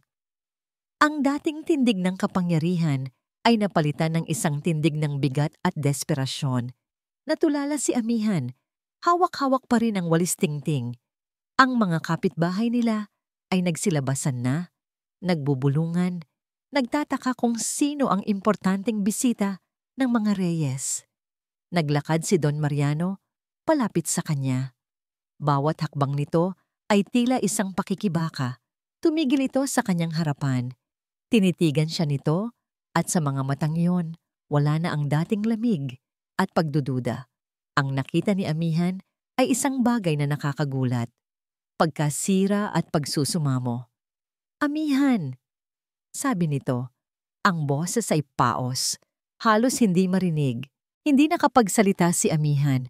Ang tanging nagawa niya ay umatras ng isang hakbang. Sinundan siya nito ng tingin. Kailangan kitang makausap. Ang ingay ng mga bubuyog at ang bulungan ng mga kapitbahay ang tanging maririnig. Umiling si Amihan. Wala na po tayong dapat pag-usapan, senyor. Umuwi na po kayo.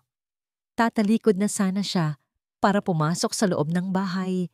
Ngunit narinig niya ang mga salitang pumigil sa kanya. Patawarin mo ako. Natigilan siya. Dahan-dahan siyang lumingon. Nakatayo pa rin si Don Mariano. Sa harap niya, sa harap ng kanyang pamilya, sa harap ng buong baryo Luntiang Bukid, yumuko ang Don sa harap niya. Isang malalim na pagyuko, isang kilos ng pagsuko, at matinding kahihiyan. Nagkamali ako. Pagpapatuloy ni Don Mariano, ang boses ay nanginginig na ngayon. Ang kayabangan ko, ang takot ko sa sasabihin ng ibang tao, iyon ang nagtulak sa akin. Patawarin mo ako, Amihan. Ang mga tao sa paligid ay hindi makapaniwala sa kanilang nakikita.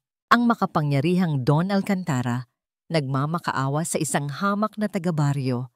Nagsimulang mamasa ang mga mata ni Amihan, hindi dahil sa awa, kundi dahil sa bigat ng eksena. Sumama ka sa akin pabalik. Pakiusap ni Don Mariano, iniangat na nito ang kanyang ulo. Ang mga mata nito ay namumula. Hindi dahil sa utos, hindi bilang isang amo, kundi bilang isang ama na nagmamaakawa. Kailangan ka ng anak ko. Kailangan ka namin. Ang huling salitang iyon, namin, ang siyang bumasag sa huling pader sa puso ni Amihan. Nakita niya hindi ang isang bilyonaryo, kundi ang isang amang natatakot na mawalan ng anak. Pareho sila. Pareho silang nag-aalala para kay Lirio. Tumingin siya sa maliit na simbahan sa di kalayuan. Ang bubong nito ay kinakalawang na. Tumingin siya sa kanyang ina na nakatayo sa may pinto, umiiyak na rin. At tumingin siyang muli kay Don Mariano. Walang salitang lumabas sa kanyang bibig.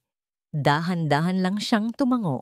Isang malalim na hininga ng ginhawa ang kumawala kay Don Mariano. Ang bigat sa kanyang mga balikat ay tila nabawasan. Ngunit ang sandaling iyon ng pag-asa ay biglang pinutol ng isang matinis na pagring. Ang telepono ni Don Mariano. Kinapa niya ito mula sa kanyang bulsa. Si Celeste. Celeste, papunta na kami. Uuwi na si Amihan, sabi niya. Ang boses ay may bagong lakas, ngunit ang sagot sa kabilang linya ay hindi kagalakan, kundi isang sigaw na puno ng sindak. Isang sigaw na dinig kahit ni Amihan. Mariano! Mariano! Bumalik ka na! Bilisan niyo! Inaatake sa puso si Lirio. Nabitawan ni Don Mariano ang telepono. Ang kulay sa kanyang mukha ay biglang nawala. Ang ginhawa ay napalitan ng purong takot. Tumingin siya kay Amihan. Ang mga mata ay nanlalaki sa desperasyon. Amihan, si Lirio. At sa isang iglap, ang tahimik na baryo ay naging saksi sa isang desperadong pagtakbo pabalik sa itim na sasakyan. Isang karera, laban sa oras, laban sa kamatayan. Ang biyahe pabalik sa syudad ay isang malabong alaala ng bilis at takot. Ang dating marangyang sasakyan ni Don Mariano ay naging isang ambulansyang walang sirena, humaharurot sa mga kalsada na parabang hinahabol sila ng kamatayan. Si Amihan ay nakaupo sa passenger seat. Ang mga kamay ay mahigpit na magkadaop sa kanyang kandungan. Ang mga labi ay walang tigil sa pagbulong ng mga panalangin. Sa tabi niya, si Don Mariano ay isang estatwa ng tensyon. Ang mga kamay ay mahigpit na nakakapit sa manibela. Ang mga mata ay nakatuon sa daan, ngunit ang isip ay malinaw na nasa ibang lugar, sa isang silid ng ospital kung saan nakikipaglaban ang kanyang anak. Hindi na sila sa Villa Esperanza Dumiretso. Isang tawag mula kay Celeste ang nagbigay ng bagong direksyon. St. Michael's Medical Center, ang pinakamodernong ospital sa buong bansa. Pagdating nila sa emergency entrance, isang eksena ng organisadong kaguluhan ang sumalubong sa kanila. Agad silang nakilala. Isang grupo ng mga nurse at doktor ang naghihintay na sa kanila. Don Mariano, this way. Nasa ICU po siya, sabi ng isang doktor. Iginigiya sila sa mga pasilyo na amoy gamot at pag-aapura. Pagpasok nila sa intensive care unit, ang unang nakita ni Don Mariano ay si Celeste. Nakatayo ito sa labas ng isang silid na may salamin. Ang mukha ay basang-basa ng luha. Ang mga kamay ay nakadiin sa salamin na para bang sinusubukan nitong abutin ang nasa loob. Sa loob ng silid, si Lirio ay halos hindi na makilala. Napapalibutan ito ng mga makina. Ang maliliit niyang dibdib ay bahagyang tumataas-baba sa tulong ng isang ventilator. Ang monitor sa tabi ng kama ay nagpapakita ng mga linya na hindi regular at mapanganib na mababa. Isang team ng mga doktor ang abala sa paligid niya. Nagsisigawan ng mga utos. Cardiac arrest. Get the defibrillator ready. Pressure is dropping. We're losing him. Niyakap ni Mariano si Celeste na humahagulgol na sa kanyang mga balikat. Kasalanan ko to, Mariano. Dapat hindi kita hinayaang paalisin siya. Umiling si Mariano. Ang sarili niyang mga mata ay nagbabadyang lumuha. Hindi, Celeste. Ako. Kasalanan ko ang lahat. Sa gitna ng kanilang pagdadalamhati, dahan-dahang lumapit si Amihan sa salamin. Ang kanyang puso ay nadudurog sa tanawing nasa harap niya. Ang kanyang Lirio, ang anghel niya, ay inaagaw ng dilim. Isinara niya ang kanyang mga mata. Sa gitna ng ingay ng mga makina at sigawan ng mga doktor, humanap siya ng katahimikan sa loob niya. Panginoon, dasal niya sa kanyang isip. Huwag po. Huwag po ninyong pababayaan ang batang ito. Ibalik niyo po siya sa amin. Biglang may humawak sa braso ni Don Mariano. Isang security personnel ng ospital. Sir, may problema po sa baba. Nagkakagulo po ang media. Media, sa lahat ng oras, ngayon pa. Ngunit isang ideya ang biglang pumasok sa isip ni Don Mariano. Isang desperado, nakakabaliw na ideya.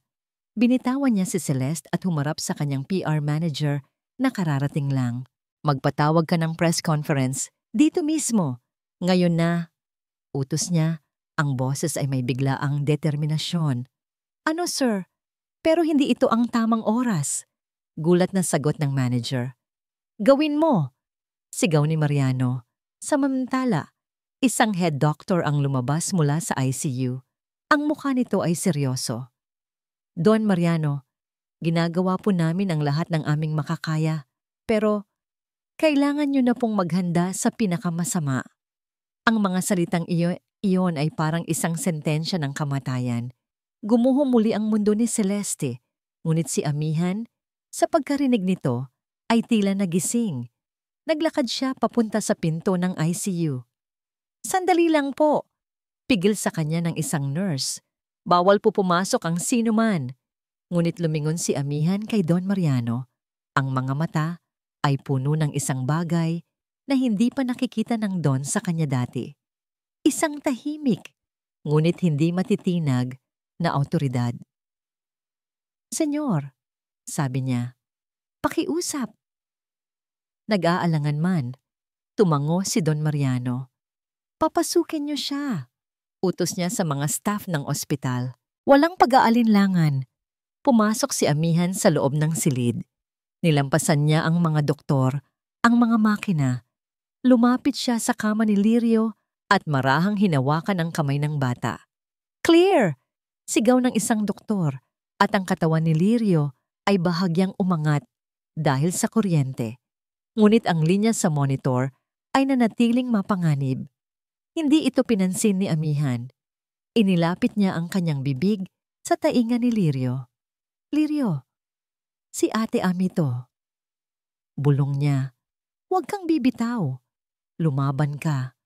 Nandito na ako. Hindi na kita iiwan. Sa labas, sa labi ng ospital, hinarap ni Don Mariano ang kaguluhan. Ang mga kamera ay nakatutok sa kanya. Ang mga tanong ay parang mga bala na ibinabato sa kanya. Ngunit sa pagkakataong ito, hindi siya natakot. Tahimik! Sigaw niya, ang boses ay umalingaw-ngaw sa buong labi. Natahimik ang lahat. May sasabihin ako sa inyong lahat. Simula niya, ang boses ay matatag. At gusto kong pakinggan niyo itong mabuti. Tumingin siya ng diretso sa isang kamera. Ang anak ko, si Lirio, ay nag-aagaw buhay ngayon sa itaas. At ang dahilan kung bakit siya nasa bingit ng kamatayan ay hindi dahil sa isang pekeng manggagamot. Ito ay dahil sa akin. Nagulat ang lahat ng reporter. Ilang araw na ninyong sinisira ang pangalan ng isang babaeng walang kasalanan. Pagpapatuloy niya. Si Amihan Reyes, tinawag niyo siyang manloloko. Isang pekeng faith healer. Ngunit ang totoo, siya ang nag-iisang tao na nagbigay ng pag-asa sa amin nang ang siyensya ay sumuko na. Huminga siya ng malalim. At ang taong nasa likod ng lahat ng paninirang ito, si Dr. Ricardo Vargas, ay ginawa ito hindi dahil sa pag-aalala sa publiko, kundi dahil sa personal na galit sa akin. May ebidensya ako at ilalabas ko ito sa tamang panahon. Pero ang pinakamahalaga sa lahat, sabi niya, ang boses ay nagsimulang manginig sa emosyon, ay ang pag-amin sa sarili kong pagkakamali. Dahil sa takot at kayabangan, itinaboy ko ang babaeng nagbalik ng ngiti sa aking anak. At sa pagkawala niya, nawala rin ang kagustuhan ni Lirio na mabuhay. Tumingin siyang muli sa kamera na para bang kinakausap niya ang buong mundo. Ang milagro ay hindi kayang ipaliwanag ng siyensya. Hindi ito kayang bilhin ng pera, ngunit kaya itong maramdaman ng puso. At kung may kasalanan man si Amihan Reyes, iyon ay ang pagkakaroon ng isang pusong puno ng pananampalataya. Isang bagay na wala sa akin. Sa itaas, sa loob ng ICU, patuloy ang laban. Still no response. One more time. Clear. Ngunit sa tabi ng kama, si Amihan, kasama sina Celeste at Mariano, na ngayon ay nakapasok na rin, ay sabay-sabay na nakahawak sa kamay ni Lirio. Bumubuo sila ng isang bilog ng pananampalataya sa gitna ng kaguluhan ng medisina. Bigla, ang flatline tone na kinatatakutan ng lahat ay nagsimulang tumunog. Isang mahaba, tuloy-tuloy na tunog ng kawalan. "We're losing him," malungkot na sabi ng doktor. Handa nang itigil ang lahat. Ngunit hindi binitawan ni Amihan ang kamay ni Lirio. "Lirio, bumalik ka!" Umiiyak niyang pakiusap. At pagkatapos, isang bagay ang nangyari. Sa gitna ng nakabibinging flatline, isang maliit na tunog. Beep! Natigilan ang lahat. Tumingin sila sa monitor. Mula sa isang tuwid na linya, isang maliit na umbok ang lumitaw. Beep! Beep! Ang tunog ay naging mas regular. Ang linya ay nagsimulang magpakita ng isang ritmong mahina, ngunit matatag. Napatingin ang mga doktor sa isa't isa, hindi makapaniwala. At sa kama, ang mga talukap ng mata ni Lirio Alcantara ay dahan-dahang gumalaw. At pagkatapos, sa gitna ng mga luha ng kanyang mga magulang at ng babaeng naging anghel niya, dahan-dahan niyang iminulat ang kanyang mga mata. May mga umaga na gumigising si Celeste Alcantara at sa loob ng ilang segundo, inaasahan pa rin niyang madadatnan ang dating katahimikan, ang mabigat na hangin, ang amoy ng gamot, ang anino ng kalungkutan na matagal nang naging kumot ng kanilang tahanan. Ngunit ang mga sandaling iyon ay mabilis na naglalaho, napapalitan ng isang bagong katotohanan na hanggang ngayon ay tila isang panaginip. Ang katotohanan ng mga ngiti, ang katotohanan ng mahinang tawanan, ang katotohanan ng tunog ng mga kubyertos na tumatama sa plato sa kanilang hapagkainan, isang tunog na hindi na puno ng tensyon kundi ng normalidad. Ilang linggo na ang nakalipas mula sa gabing iyon sa ospital, ang gabing halos mawala sa kanila ang lahat. Ngunit pagkatapos ng dilim, isang bagong liwayway ang dumating sa Villa Esperanza. Ang paggaling ni Lirio ay hindi biglaan, ngunit ito ay tuloy-tuloy at hindi maipaliwanag ng mga doktor.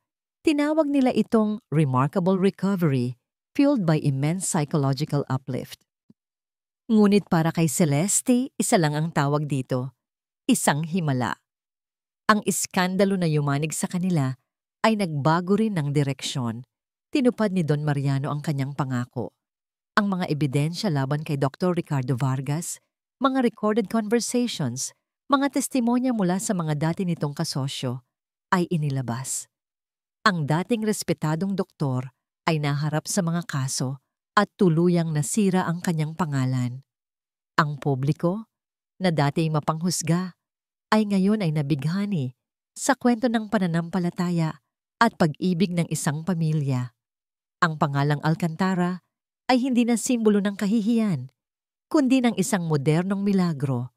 Ngunit ang tunay na pagbabago ay hindi sa mga headline ng dyaryo, kundi sa loob mismo ng kanilang tahanan.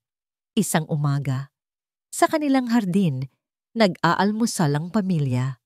Dati, ang almusal ay isang tahimik na ritual kung saan si Mariano ay abala sa kanyang tablet at si Celeste ay walang ganang tumutusok sa kanyang pagkain.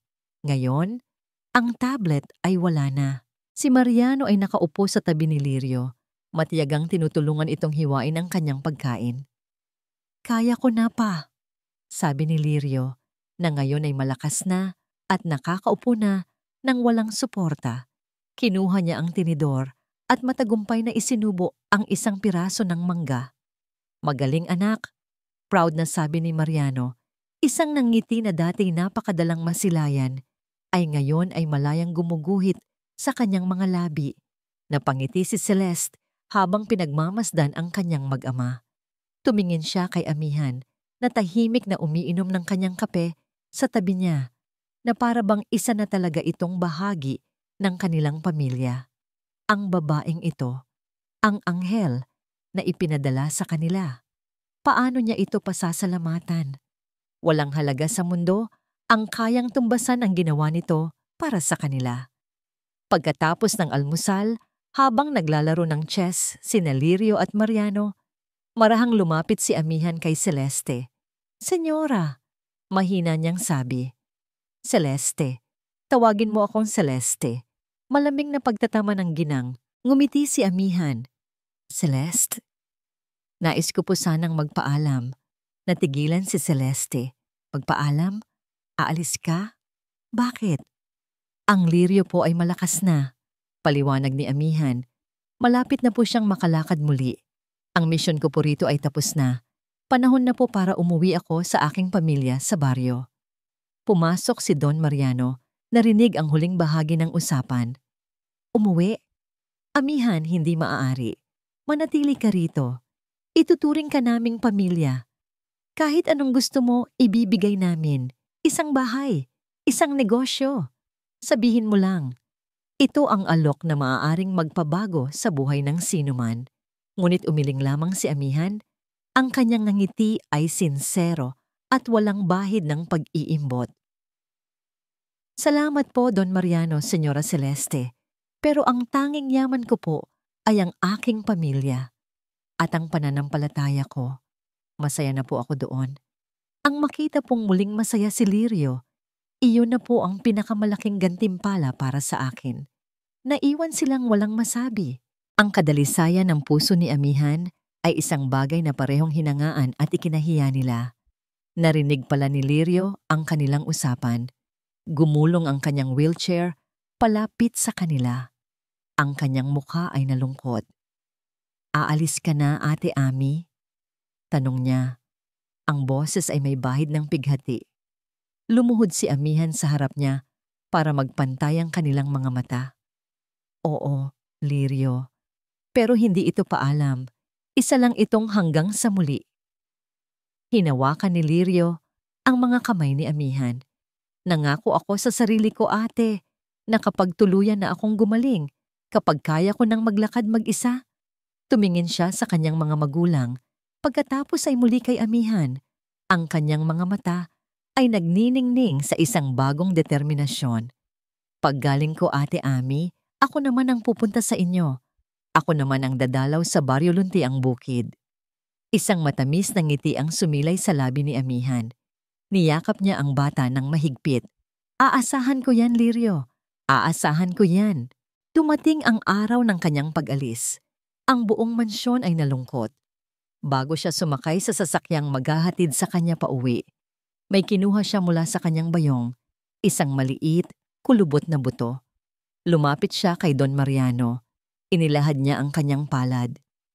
"Ano to?" tanong ng Don. "Isa po itong buto ng puno ng nara, senyor. Galing pa po sa puno na itinanim ng lolo ng lola ko," sabi ni amihan. Inilagay niya ang buto sa malaking palad ni Don Mariano. "Itanim niyo po ito sa inyong hardin." Tinitigan ni Don Mariano ang maliit na buto, pagkatapos ay tumingin kay amihan, nagtataka. Ngumiti si amihan sa huling pagkakataon. "Ang pag-asa, senyor, parang halaman. Hindi sapat na natagpuan mo lang ito.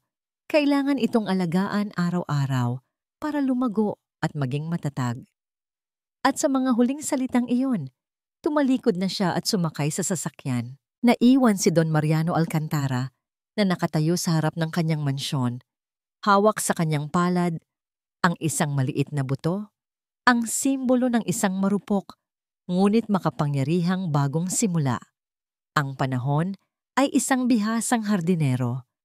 May mga alaalang dinidiligan nito upang manatiling sariwa, at may mga sugat na hinahayaan nitong matuyo at maghilom hanggang sa maging bahagi na lamang ng nakaraan. Lumipas ang 10 taon. Sa hardin ng Villa Esperanza, isang puno ng nara ngayon ang matayog na nakatayo. Ang maliit at kulubot na butong iniwan ni Amihan ay isa ng malagong puno. Ang mga sanga nito'y nagbibigay ng lilim at kanlungan. Isang buhay na monumento ng pananampalataya na itinanim at inalagaan. Sa ilalim ng punong ito, isang pagdiriwang ang nagaganap. Congratulations, Dr. Alcantara! Isang binatang matangkad, makisig, at may ngiting kasing liwanag ng araw ang tumatanggap ng mga pagbati. Ang kanyang mga binti, na minsay naging simbolo ng kawalan ng pag-asa, ay ngayon ang siyang matatag na pundasyon ng kanyang pagtayo. Siya si Dr. Lirio Alcantara, nagtapos na may pinakamataas na karangalan sa kursong Physical Medicine and Rehabilitation. Sa kanyang graduation speech kaninang umaga, hindi niya kinalimutan ang pinagmulan ng kanyang lakas. Inaalay ko po ito sa aking pamilya, sabi niya sa harap ng daan-daang tao. At sa isang babaeng nagturo sa akin na ang pinakamalakas na muscle sa ating katawan ay hindi na sa ating mga binti o braso, kundi na sa ating puso, ang kakayahang maniwala. Sa isang tabi ng hardin, nakatayo sina Don Mariano at Senyora Celeste. Ang mga guhit sa kanilang mga muka ay naroon pa rin, ngunit hindi na ito mga guhit ng pighati, kundi mga marka ng karunungan at kapayapaan. Pinagmamasdan nila ang kanilang anak, ang kanilang milagro, na ngayon ay nagbibigay inspirasyon sa iba. Tingnan mo siya, Mariano. Bulong ni Celeste, may mga luha ng kagalakan sa kanyang mga mata. Ang ating doktor. Niyakap ni Mariano ang kanyang asawa. Ang ating himala. Pagtatama niya. Ang buhay ni Don Mariano ay nagbago na rin. Bagamat nananatili siyang isang matagumpay na negosyante, ang kanyang mga prioridad ay iba na. Isang malaking bahagi ng kanyang yaman at oras ay ibinuhos niya sa isang proyekto na malapit sa kanyang puso. Sa isang masiglang bahagi ng syudad, nakatayo ang isang modernong gusali. Sa harapan nito ay may isang malaking karatula. Amihan Foundation for Children with Disabilities. Sa loob, ang mga bata na may iba't ibang kapansanan ay masayang naglalaro habang sumasailalim sa libreng therapy gamit ang mga pinakabagong kagamitan. Ito ang hardin na itinayo ni Don Mariano. Isang hardin kung saan ang mga buto ng pag-asa ay dinidiligan araw-araw ng pagkalinga at oportunidad. Pagkatapos ng pagdiriwang, kinausap ni Lirio ang kanyang mga magulang. Ma, pa, sabi niya, may isa pa po akong pangakong kailangang tuparin. Nagkatinginan sina Mariano at Celeste. Alam na alam kung ano ang tinutukoy ng kanilang anak. Kinabukasan, isang sasakyan ang muling bumaybay sa daan patungo sa Baryo Luntiang Bukid. Ngunit hindi na ito isang marangyang Mercedes-Benz na simbolo ng kapangyarihan. Isa itong simpleng van, puno ng mga laruan, libro at mga gamit medikal. At nang huminto ito sa tapat ng dampa ng mga Reyes, ang unang bumaba ay hindi isang driver, kundi si Dr. Lirio Alcantara. Walang wheelchair, walang saklay, tanging isang pares ng malalakas na binti na naglakad sa maalikabok na lupa na minsan ay pangarap lamang niya. Nasa labas ng bahay si Amihan, nagwawalis na para bang walang nagbago. Ngunit ang kanyang buhok ay mas mahaba na at ang kanyang mga mata ay mayroon ng karunungang dala ng panahon. Nang makita niya kung sino ang dumating, nabitawan niya ang kanyang walis. Hindi siya makapagsalita. Naglakad si Lirio palapit sa kanya.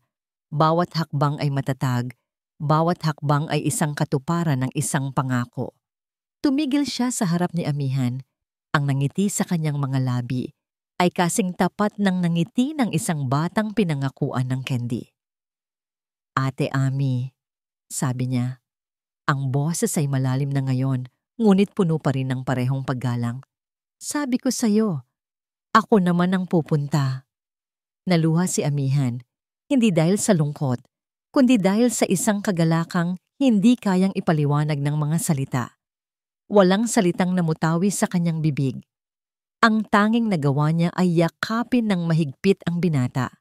ang dating alaga, ang batang anghel, na ngayon ay isang doktor na handa nang magbigay ng sarili niyang mga himala sa mundo. Magkahawak kamay silang naglakad sa gitna ng palayan, habang ang araw ay dahan-dahang lumulubog sa kanluran, nagpipinta sa langit ng mga kulay ng pag-asa. Sa kanilang likuran, sina Don Mariano at Celeste ay tahimik na nanunood. Ang kanilang mga puso ay puno ng pasasalamat.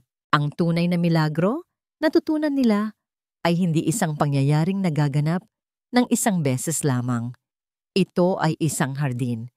Isang hardin na nagsisimula sa isang maliit na buto ng pananampalataya, dinidiligan ng pag-ibig, inaalagaan ng pagpapatawad, at namumunga ng walang hanggang pag-asa para sa lahat. At dito nagtatapos ang kwento ni Lirio, Amihan, at ng buong pamilya Alcantara. Mula sa kaibuturan ng aking puso, maraming salamat po sa inyong pagsama sa amin sa bawat kabanata ng kanilang paglalakbay. Isang karangalan ang maging tulay upang maiparating sa inyo ang isang kwentong puno ng pagsubok, pananampalataya, at walang hanggang pag-asa. Habang isinusulat ko ang kwentong ito, hindi ko maiwasang madala sa agos ng kanilang mga damdamin, ang pighati ni Don Mariano, ang tahimik na pagtitiis ni Celeste, ang pag-asa sa mga mata ni Lirio, at ang dalisay na kabutihan ni Amihan. Naging paalala ito sa akin na bawat isa sa atin ay may kanya-kanyang hardin ng pag-asa na kailangang alagaan sa kabila ng mga bagyo ng buhay. Sana po, ang kwento ng Ang Milagro ng Puso ay nag-iwan sa inyo ng isang mahalagang aral, na ang tunay na himala ay hindi laging bumababa mula sa langit. Madalas, ito ay ipinapanganak dito sa lupa, sa pamamagitan ng isang pusong marunong magmahal nang walang hinihintay na kapalit, isang kaluluwang handang magpatawad sa kabila ng matinding sakit, at isang pananampalatayang hindi natitinag ng anumang pagdududa. Ngayon, nais ko namang marinig ang inyong kwento. Ano ang pinakapaborito ninyong bahagi? Sinong karakter ang pinakanagmarka sa inyo? At ano ang aral na babaunin ninyo mula sa kanilang paglalakbay? Mangyaring iwan ninyo ang inyong mga saloobin sa comment section sa ibaba. Ang bawat mensahe ninyo ay isang inspirasyon at nagsisilbing liwanag sa aking pagsusulat. Hanggang sa ating muling pagkikita sa susunod na kwento, manatili po tayong naniniwala sa himala ng pag-ibig. Maraming salamat po at pagpalain kayo ng may kapal.